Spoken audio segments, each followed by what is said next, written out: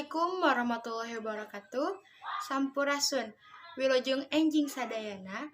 Patepang deui sareng simkuring Intan Suci Ramadan dina acara Radar Sunda Cianjur, dina acara kalawarta mukakeun Cakrawalati Sunda keur Bararea. Edisi Senin Ping 22 Februari 2002 hiji. Pamirsa, salami 5 menit kapayun simkuring beres ngarengan pemirsa sadaya. Anu munggaran aya warta ti Kota Subang ngeunaan warga binaan Jago Sisingaan anu kakancara.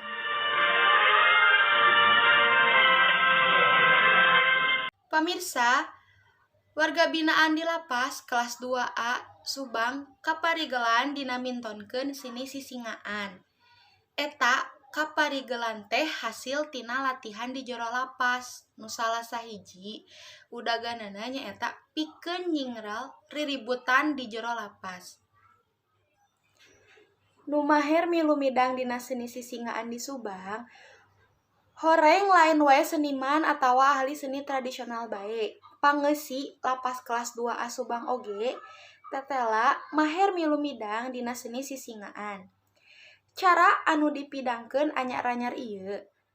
Harita warga binaan lapas nu kajeureut ku rupa-rupa pasualan hukum teh mintonkeun kabisana dina pidangan sisingaan. Maranehna milu rerengkenekan luyu jeung wirahma waditra nu mirigna. Tabeuhan khas Sunda kituna teh sabari teu cicing metakan atraksi dina rupa-rupa gerak. Susi Susilawati, Kakanwil Kemenkumham Jabar, nu ngahaja nyaksikeun eta atraksi warga binaan di Subang.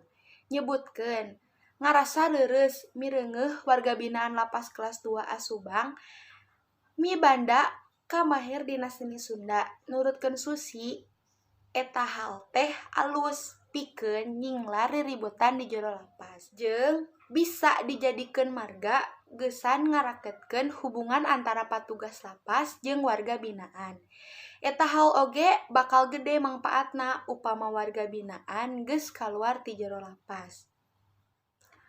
Pamirsa, rupina sakitu warta anu parantos tiasa didugikeun ku simkuring.